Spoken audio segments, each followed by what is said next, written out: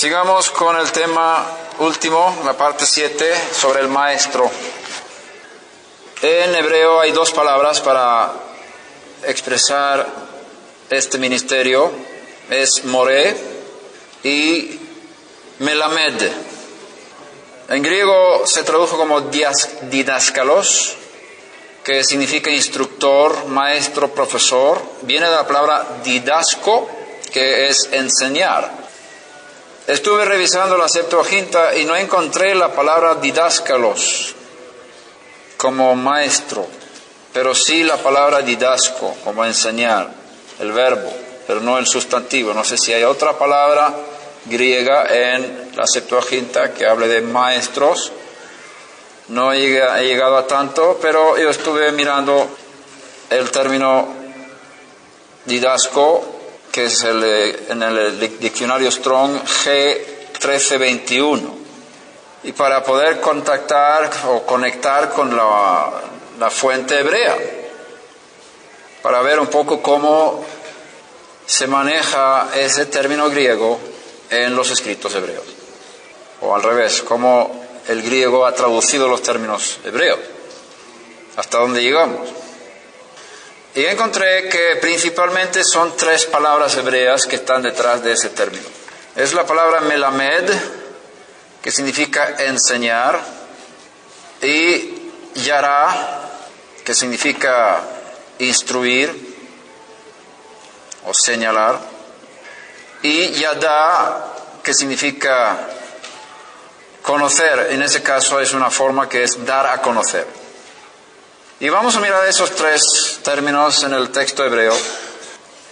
La primera cosa, y para afirmar esto, en las versiones de hebreas de los escritos apostólicos, en Efesios 4:11, donde habla de maestros, en la versión de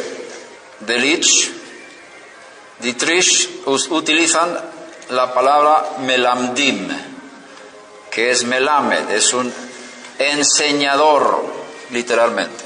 Enseñadores, melamdim. En la versión de Salkinson Ginsburg dicen morim, de la palabra moré. Entonces, en las dos versiones hebreas que tenemos como traducciones del texto griego de Efesios 4:11, aparecen las dos palabras, tanto melamed como moré, como traducción de la palabra griega didaskalos. Ok, volvamos a lo de la Septuaginta. En la Septuaginta encontramos la palabra didasco, que es traducción de melamed en el Salmo 119, muchísimas veces. He destacado 3 versículos aquí. La tierra, oh Hashem, está llena de tu misericordia, enséñame tus estatutos. Aquí es la palabra didasco en griego. Melamed en hebreo. Lamedeni, creo que dice. Versículo 66, enséñame buen juicio y conocimiento, pues creo en tus mandamientos. Versículo 68, bueno eres tú y bienhechor, enséñame tus estatutos.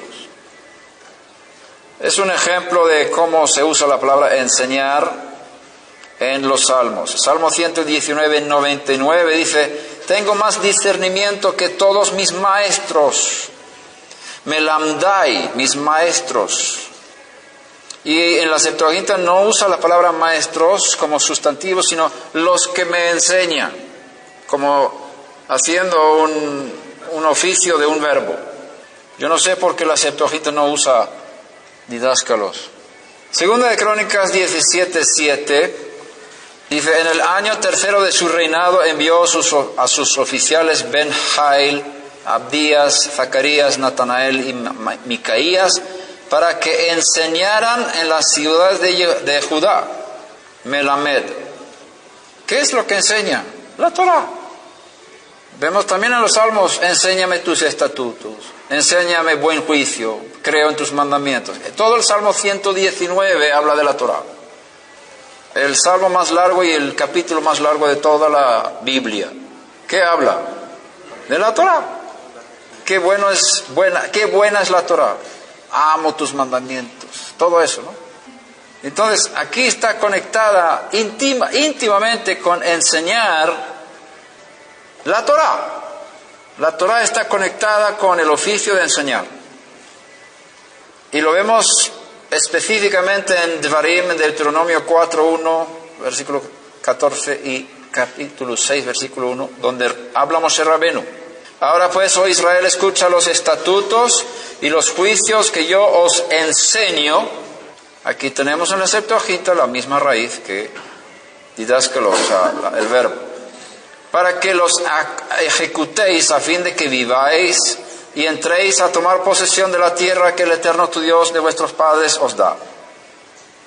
Y el Eterno me ordenó en aquella ocasión, esto es versículo 14, que os enseñara estatutos y juicios a fin de que los pusierais por obra en la tierra a la cual vais a entrar para poseerla.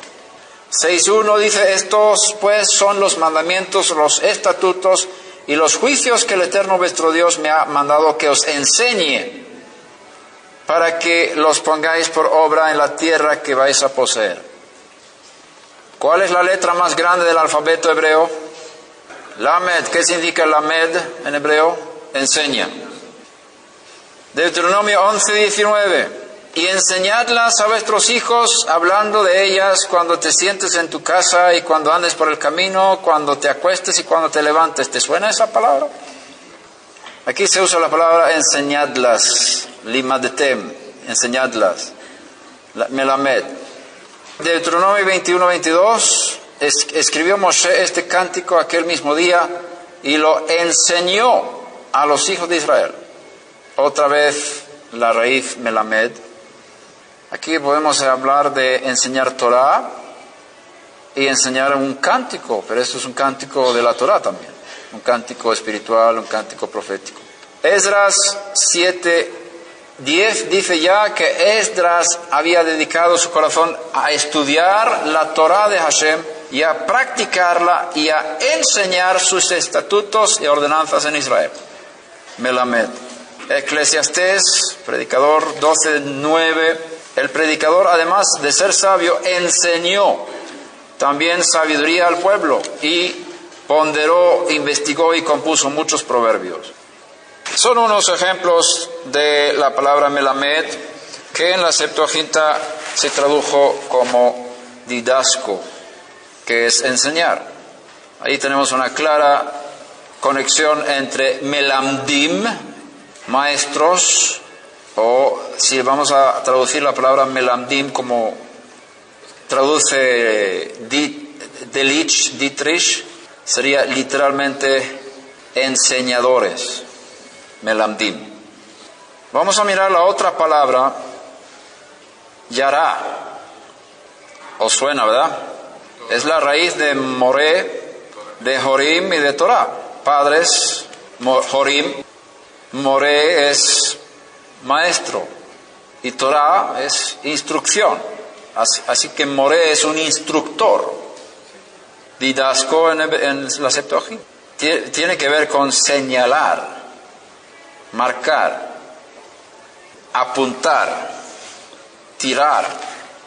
Ezequiel 44:23 dice, los sacerdotes enseñarán a mi pueblo, aquí está hablando de yará, como raíz, no exactamente de esa forma, enseñarán a mi pueblo a discernir entre lo sagrado y lo profano y harán que ellos sepan distinguir entre lo inmundo y lo limpio.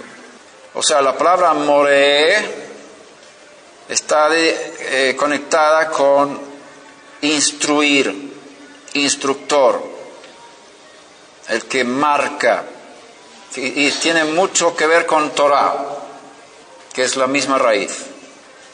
Un moré es uno que instruye, y su raíz, la raíz de la palabra moré, es la misma raíz que la palabra Torah.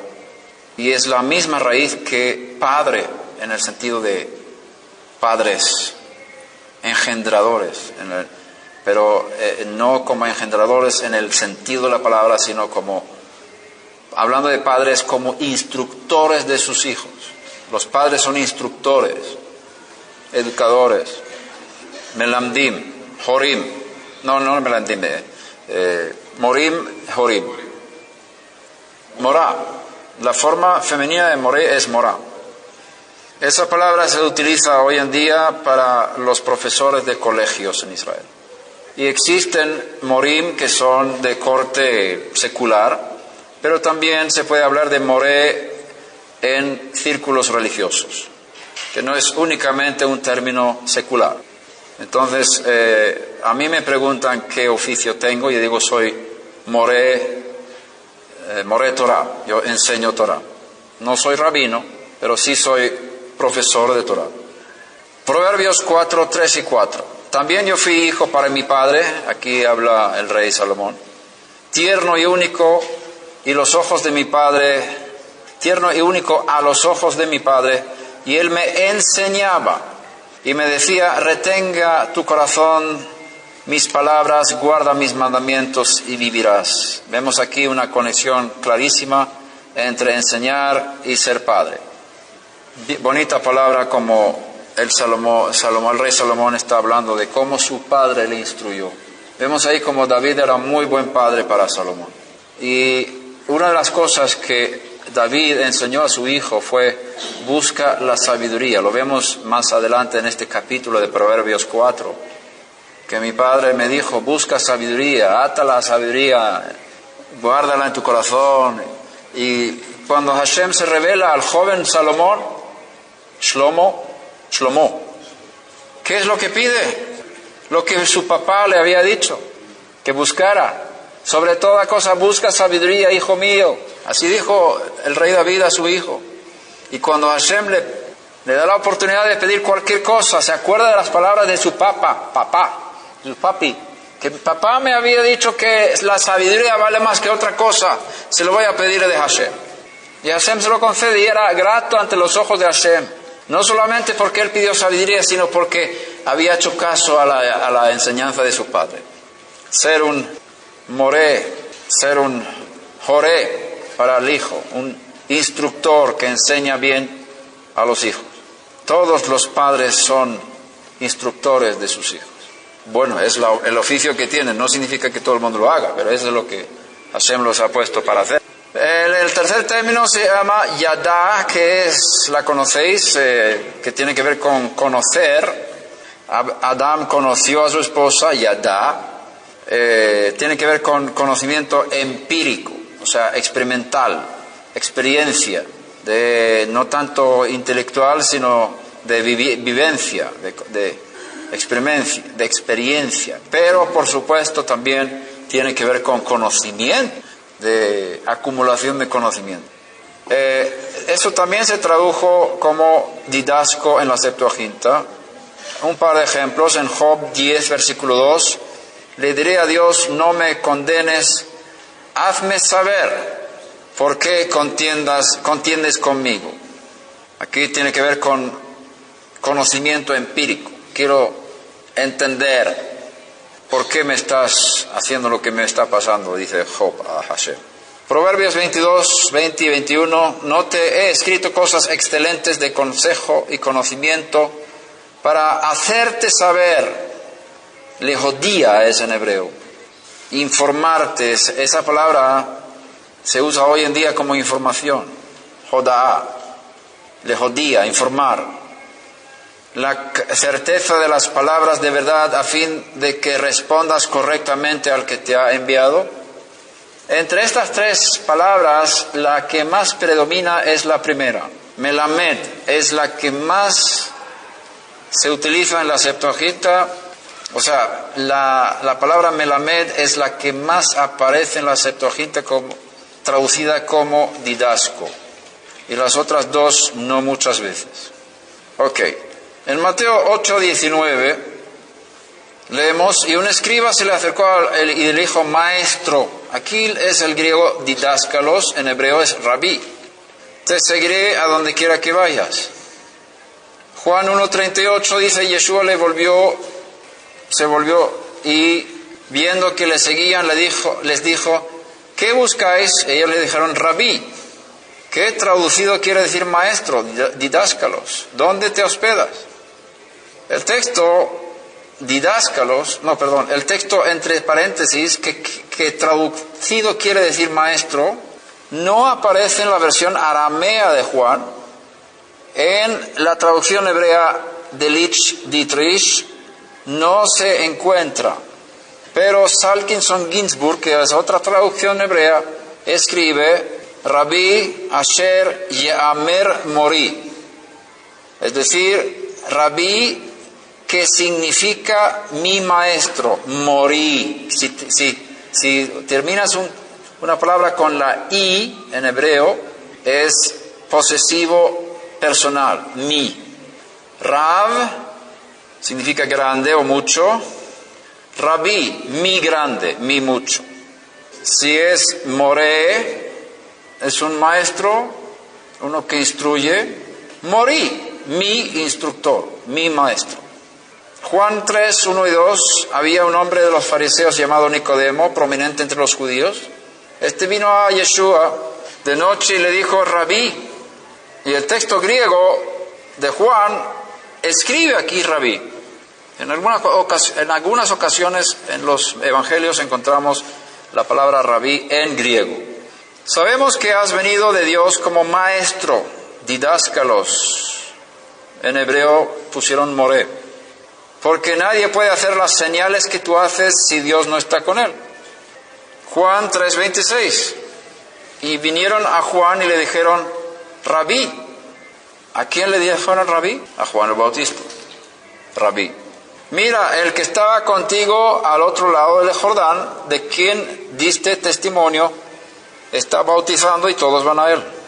Hay diferentes títulos para destacar los líderes del pueblo judío. El término Rav viene del arameo. Tú ves, por ejemplo, Rabsacés, que vino en tiempos de la conquista de Asiria. Rav es como zar, es como ministro, es como príncipe, en eminencia en el idioma arameo. Y por la influencia de los judíos en Babilonia, ese término se pasó también a los líderes del pueblo de Israel, del pueblo judío. Rab.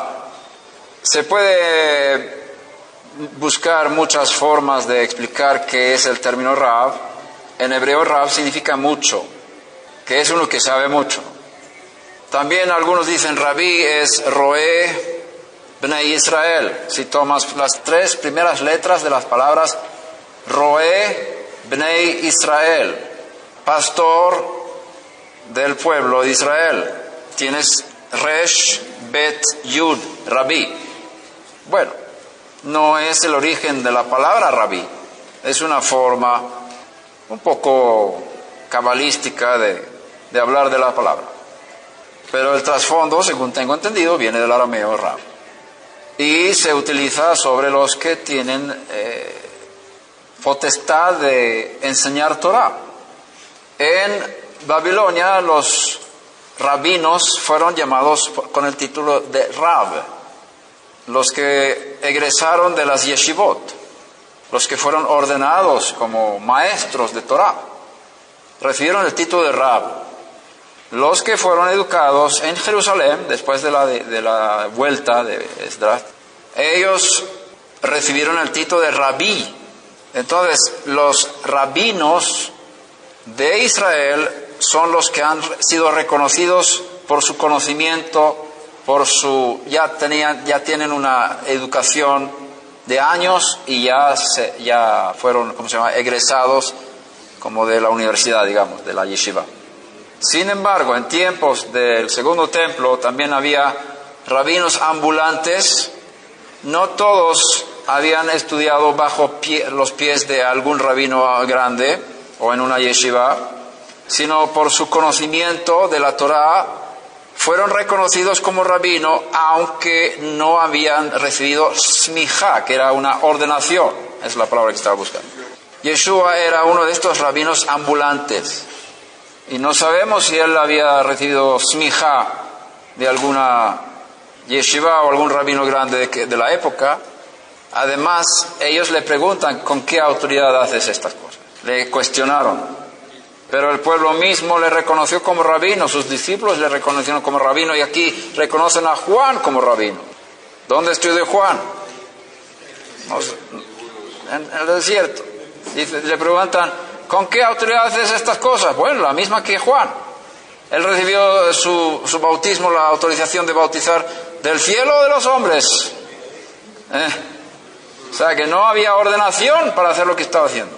Entonces vemos aquí que el título rabí no es obligatoriamente para uno que ya fue ordenado, sino también por el reconocimiento del pueblo mismo que ve en él una eminencia de enseñanza de Torah. Rab es la forma básica del término. Rabí es mi Rab. Se utiliza hoy en día en Israel las dos cosas, Rab y Rabí. En tiempos del segundo templo, los de fuera de Israel no se podían llamar Rabí, solamente los de dentro de Israel. Rabí Shaul fue educado en Israel, en Jerusalén, por eso nunca le llames Rab Shaul, si vas a hablar de él como rabino. Cuando los judíos fueron llevados a la diáspora, por el cambio de idiomas, porque la influencia del griego, de otros idiomas del mundo, hicieron que las palabras hebreas originales cambiaran un poco. Entonces se utiliza en el mundo hasídico Rebbe, que es una forma de rabí, y en el mundo sefaradí Ribi, que es una forma de rabí. Pero no es un hebreo original, es regional, es una influencia de la diáspora sobre el término. Y si queremos ser ortodoxos en nuestro cuidado del idioma, no debemos implementar la perversión de los términos, sino el original, lo más puro. Es mi punto de vista. Yeshua no lo podemos llamar Ribi o Rebe, porque ni fue hasídico ni sefardí. Llámalo Rabí, ¿por qué no? O Rabenu, nuestro Rabí o nuestro maestro. Moshe Rabenu, nuestro maestro, nuestro instructor, nuestro gran maestro. Hay 4 títulos de la época: Rab, Rabí, Rabán, Raboní. Rabán Gamliel es un título muy alto. Raboní es lo más alto. Y vienen del arameo también, la influencia del arameo. Doctor, ¿y Marán? Marán es señor. Mar en arameo es señor, es como Adón en hebreo. Marán es señor. Se usa hoy en día en Israel. Aquí vemos que hay 2 palabras que se usan como sinónimas: maestro y rabino. En Juan lo tradujeron, que rabí significa maestro, rabí significa didáscalos, y esa es la palabra que se utiliza en Efesios 4:11, didáscalos, maestros. Ahora tenemos el freno de nuestro maestro, de nuestro rabino, que dijo que nos llamen rabí, pero al mismo tiempo dijo que nadie os llame padre. Tenemos un problema aquí. Así que tenemos diferentes sentidos de la palabra padre. En 1 Corintios 4:15, porque aunque tengáis innumerables maestros en el Mesías, sin embargo no tenéis muchos padres, porque en el Mesías Yeshua yo os engendré por medio del Evangelio. 1 de Juan 2:13 y 14, os escribo a vosotros padres, porque conocéis al que ha sido desde el principio. Os escribo a vosotros jóvenes, porque habéis vencido al maligno. Os he escrito a vosotros niños, porque conocéis al Padre. Aquí tenemos 3 niveles de crecimiento espiritual.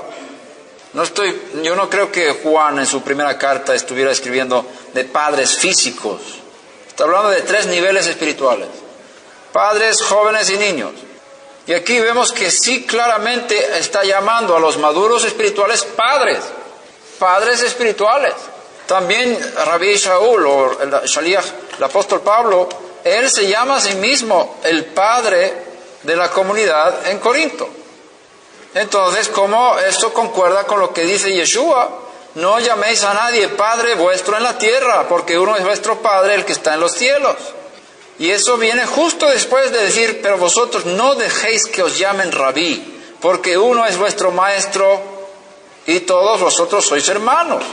Y antes de eso está diciendo, cuidado con estas personas que buscan el honor, los saludos en las plazas, sentarse en los lugares de honor, en los banquetes, los primeros asientos en las sinagogas.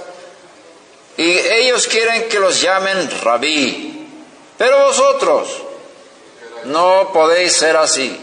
Es decir, cuidado de la enfermedad titulitis. Tened mucho cuidado de no contaminaros con titulitis.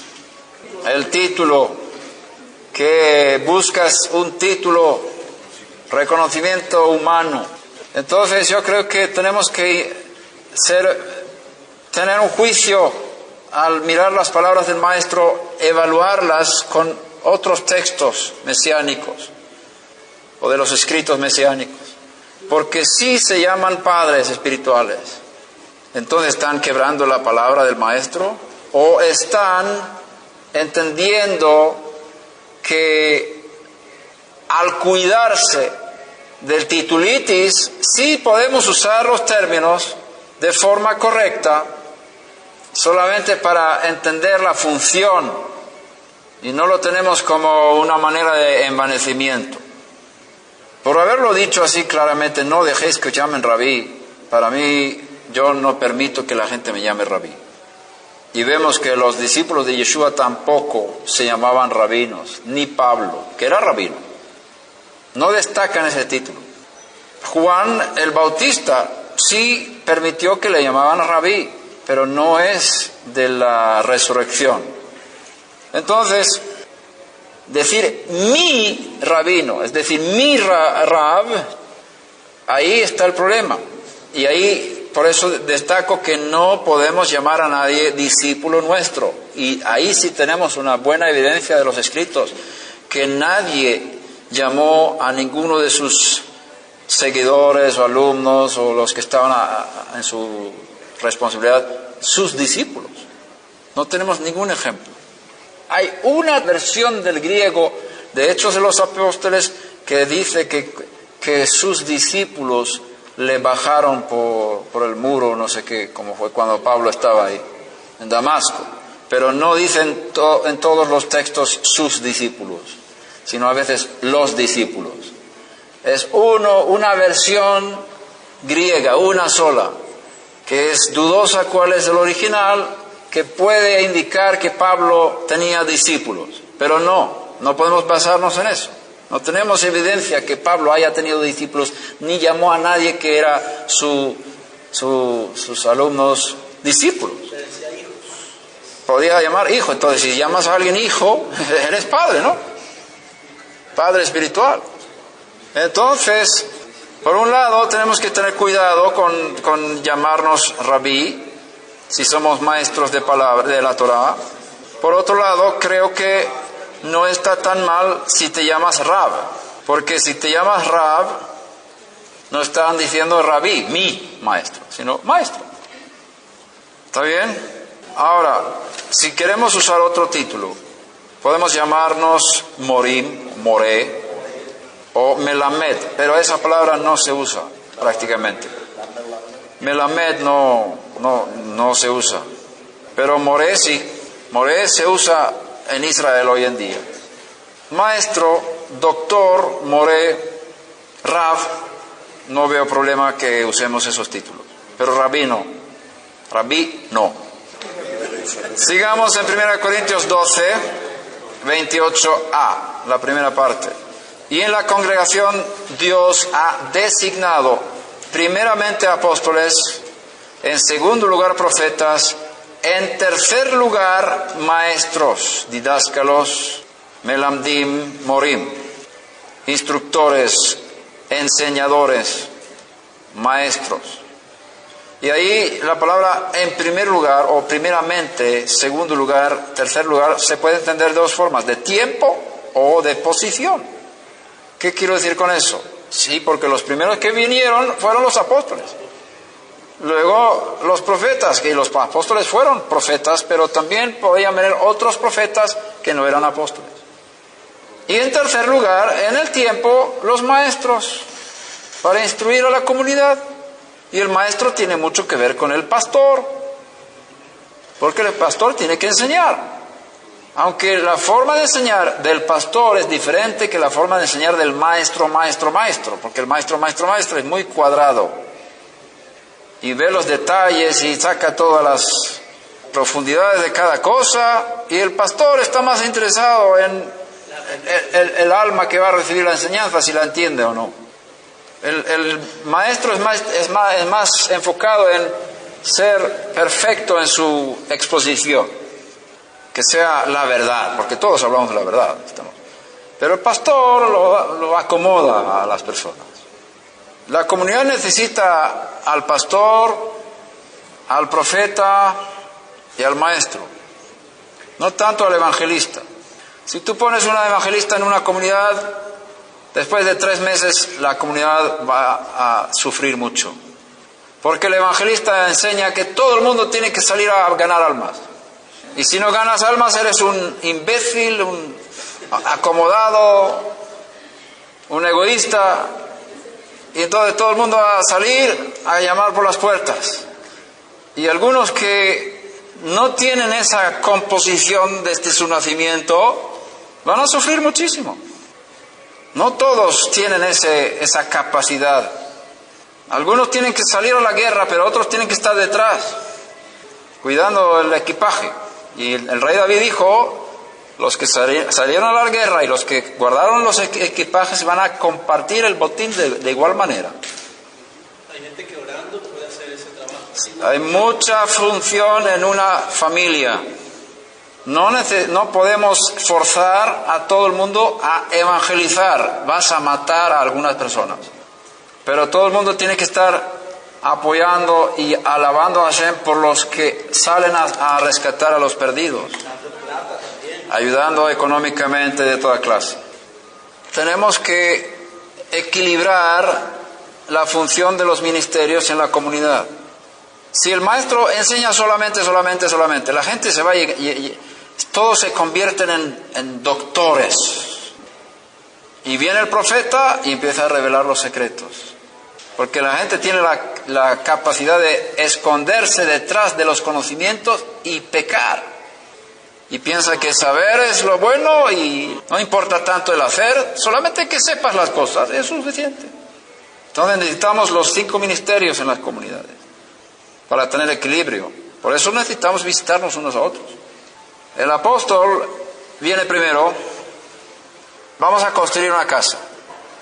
Y él marca todo el terreno donde se va a construir la casa, tiene los planos, todo, plan general. Y el evangelista es el que va buscando nuevas piedras por ahí. Viene el maestro y marca en cada piedra cómo va a ser. Va dibujando en la piedra cómo va a ser la piedra en el futuro. Y la piedra está muy feliz. Y viene el profeta y empieza a cortar la piedra. Y todo el mundo llorando. El maestro es el que marca las piedras, el profeta es el que corta las piedras, el evangelista busca más piedras y el apóstol es el que ayuda a construir, a poner cada piedra en su lugar. Y el pastor es el que cuida la casa después, para tener una idea de que estamos trabajando en diferentes cosas. El profeta es el que ve cosas y corta. Tiene el dedo para señalar, ayudar a las personas a corregir su conducta. Ok, aquí tenemos en la comunidad apóstoles, profetas y maestros, pero aquí no habla de evangelistas. ¿Por qué? Porque el enfoque del evangelista no es la comunidad, sino el mundo perdido. Pero tiene que haber una comunidad que cuide de las almas que fueron rescatadas del mundo perdido. Y si tú miras las enseñanzas de Rabí Shaul o de apóstol Pablo, ¿cuántas veces en sus cartas está animando a las personas a salir a ganar almas? ¿Cuál es el enfoque de la enseñanza del apóstol Pablo en sus cartas? Vivir en santidad, formar comunidades El apóstol construye una casa, no está recogiendo piedras. El evangelista no tiene capacidad de construir, solamente amontonar piedras en un lugar. Y busca piedras, es muy bueno para buscar piedras. Y que lo busque porque necesitamos muchas piedras. Pero el propósito es construir una casa, no solamente salvar almas. ¿Entendemos aquí la función de cada uno? Necesitamos a todos. Pero ningún ministerio tiene el derecho de imponer su visión limitada sobre los otros ministerios. Y el que más tiene esa tendencia es el evangelista, porque él ve una sola cosa: personas perdidas, hay que ir a rescatarlas. Bendito sea Hashem por eso. Pero eso no lo puede imponer sobre el pastor. El pastor no va a dejar. Lo que él tiene que cuidar es que, pero fulano de tal necesita ayuda, pero ellos ya están en el camino de la salvación, ve a buscar nuevos, dice el evangelista. No, dice el pastor. Esa no es mi tarea. ¿Vemos el conflicto? Espero que nadie se enfade conmigo después de esto. El evangelista dice, lo único que vale es salvar almas. Y el pastor dice, pero hay que construir una comunidad que sea digna para recibir al Mesías. El Mesías tiene que tener una novia perfecta, sin mancha, ni arruga, ni cosa semejante, y necesito ayuda. Ven, profeta, que aquí tengo algunos problemas con algunas personas. El pastor sabe cuándo necesita invitar al evangelista y cuándo necesita invitar al profeta, porque sabe lo que necesitan las ovejas. Y al maestro, porque diga, yo no sé enseñar estas cosas. Ven, Isaac, deja que mi comunidad esté contigo un rato. Entonces necesitamos a todos. Y respetar el ministerio, el llamado de todos. Y no forzar a nadie a entrar en algo que no siente. Porque hay una pasión en cada uno de nosotros que Hashem ha puesto, que es del Mesías. Y por eso es cum, porque juntos podemos hacer lo que no podemos hacer por separado. Bendito sea Hashem. Entonces, en cuanto a posición, el apóstol está por encima de los profetas y por encima de los maestros, porque el apóstol tiene una visión general de la construcción de la obra. Aunque no puede imponer su autoridad y obligar a nadie, puede funcionar como todo ministerio en el reino, como siervos. Si no me reconocen, yo no puedo imponer nada, pero puedo, con autoridad de Mashiach, decir, esta es la cosa que hay que hacer, esto es lo importante. Y los que oyen la voz del maestro, del pastor, saben que el apóstol está diciendo la verdad. Y hay que respetar el nivel de visión de cada ministerio. Hechos 13:1, en la congregación que estaba en Antioquía había profetas y maestros. Vemos ahí que la comunidad necesita profetas y maestros. Por supuesto, entre los ancianos están los profetas y los maestros y los pastores, entre los ancianos de la comunidad. En este caso parece que todos los ancianos eran profetas y maestros. Aquí Delich traduce melamdim, maestros. Timoteo 2:7, 1 Timoteo 2:7, y para esto yo fui constituido predicador y apóstol, digo la verdad en el Mesías, no miento, como maestro de los gentiles en fe y verdad. Aquí Delich traduce moré. Vemos que ahí en algunos lugares dice melamed o melamdim y a veces moré. Segundo de Timoteo 1:10 y 11, y que ahora ha sido manifestada por la aparición de nuestro Salvador nuestro Salvador, el Mesías, Yeshua, quien abolió la muerte y sacó a la luz la vida y la inmortalidad por medio del Evangelio, para el cual yo fui constituido predicador, apóstol y maestro. Moré. Rabí Shaul, o apóstol Pablo, el apóstol Shaul, se llamaba Moré también. Él tenía el llamado de ser Moré. Entonces, él era apóstol, él era evangelista, era profeta, era maestro, pero quizás no tanto pastor. Porque vemos que eso con Juan, Marcos, Bernabé era mejor pastor que él. Segundo de Timoteo 4:1-4. Te encargo solemnemente en la presencia de Dios y del Mesías, Yeshua, que ha de juzgar a los vivos y a los muertos por su manifestación y por su reino. Predica la palabra, lo que hemos visto antes, ¿no? estudia las Escrituras, ve al hebreo, empápate de los textos, predica lo que está escrito, insiste a tiempo y fuera de tiempo, redarguye, reprende, exhorta con mucha paciencia e instrucción, didaje, o didache, no sé cómo se pronuncia, didaje creo. En Delich dice jora'a, que es la misma raíz que yará, la misma raíz que Torah, Moré, Jorim, jora'a, instrucción. Timoteo era apóstol, evangelista y maestro, ¿verdad? ¿Ves? Porque vendrá tiempo cuando no soportarán la sana doctrina, sino que teniendo comezón de oídos, acumularán para sí maestros, morim, conforme a sus propios deseos, y apartarán sus oídos de la verdad y se volverán a mitos. ¿Por qué? Porque no predican la palabra. Nosotros estamos viviendo en este tiempo ahora mismo. Los morim, los maestros que la gente acumula. ¿Qué es lo que la gente está buscando ahora? Maestros. Pero los maestros que aparecen, muchos de ellos no se basan en la palabra, no predican la palabra, predican muchas perversiones de la palabra. Y en cuanto, como aquí salió una pregunta antes, hay en este movimiento de restauración una línea que dice: si tú no eres judío, no puedes predicar, no puedes enseñar, que solamente los judíos son los que pueden llevar el mensaje. Eso es una tergiversación de la verdad.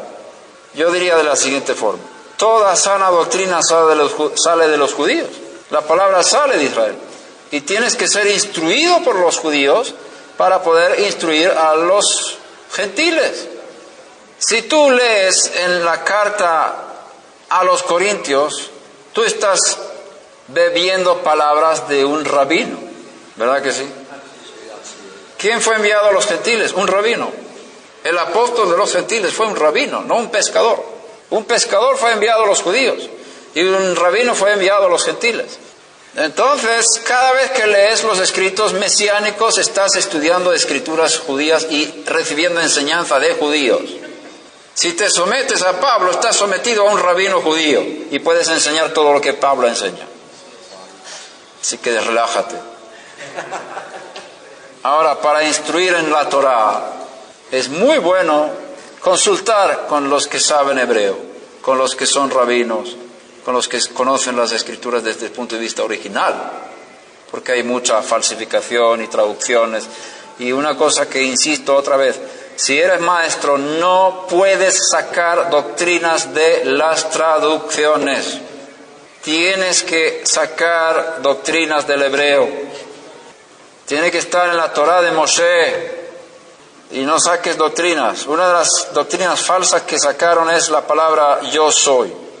Se basan en el griego y dice que Dios habló yo soy en la zarza ardiendo. Y como Jesús dijo yo soy, entonces Él es yo soy.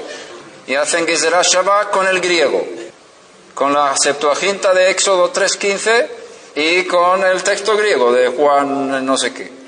Y no saben que ni en arameo ni en hebreo se utiliza la palabra soy. No se dice ser en presente nunca. Por ejemplo, es un ejemplo típico de falsificación y una doctrina desastrosa y que ha llevado gente al infierno, porque en la Inquisición española era el tema, y otros muchos temas. Entonces no te bases en las traducciones, no te puedes basar en la Reina Valera para sacar doctrinas. Tienes que ir al hebreo. Hebreos 5 del 12 al 14 dice: pues aunque ya deberíais ser maestros, melamdim, otra vez tenéis necesidad de que alguien os enseñe los principios elementales de los oráculos de Dios, y habéis llegado a tener necesidades de leche y no de alimento sólido.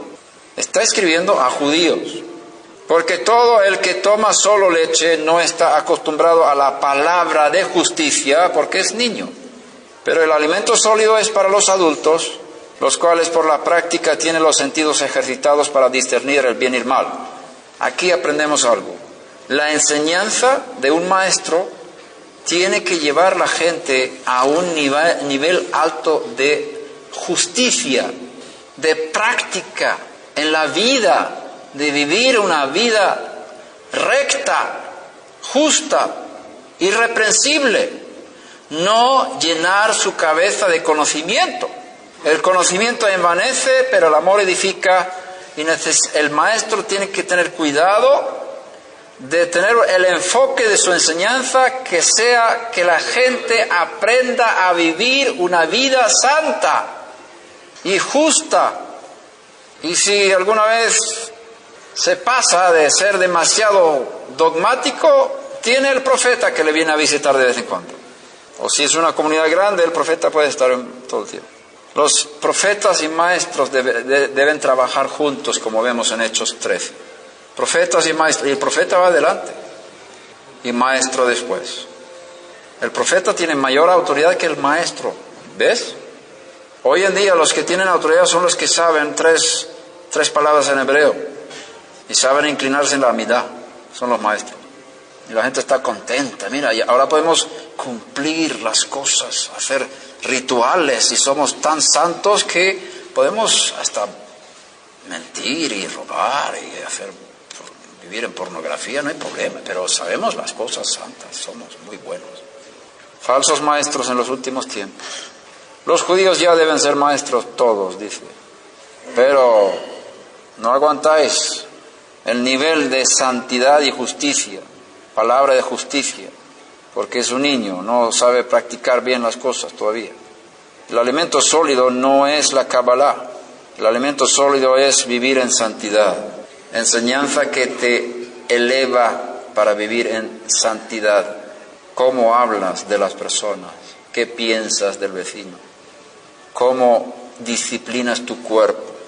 ¿Sabes decir no a las comidas que te gustan? Si sabes que son dañinas para tu cuerpo, tienes dominio propio. Este es el resultado de una buena enseñanza. Crear personas santas. Jacobo, Don Tiago 3:1. Hermanos míos, no os hagáis maestros, melamdim, muchos de vosotros. Contrario de lo que vivimos en este tiempo. Todo el mundo quiere ser maestro. Enseñar por internet, y si no pueden enseñar ellos mismos, roban las palabras de los maestros y ponen sus nombres y ya son maestros. Y tienen su propio ministerio y ganan dinero. Sabiendo que recibiremos un juicio más severo. Porque todos tropezamos de muchas maneras. Si alguno no tropieza en lo que dice, es un hombre perfecto, capaz también de refrenar todo el cuerpo. No os hagáis maestros, muchos de vosotros. Entonces, tengamos cuidado. Los maestros necesitan muchos años de estudio para poder ser buenos. Todos podemos enseñar, debemos enseñar, pero ser maestro ya es otra cosa. Es como el que tiene profecía y el que es profeta, el que tiene licencia de conducir y el taxista, no es lo mismo. Todos tenemos que enseñar a nuestros hijos, enseñar. El evangelista es también uno que enseña al pueblo. Pero el nivel de enseñanza es diferente. Yeshua dice que falsos profetas y falsos maestros van a estar en los últimos tiempos floreciendo. Y que Hashem nos ayude a rescatar las ovejas de Hashem, de Mashiach, de estos falsos maestros. Creo que necesitamos enfocarnos en tres cosas, digamos, en este tiempo. Primero, edificar la comunidad que Hashem nos ha dado.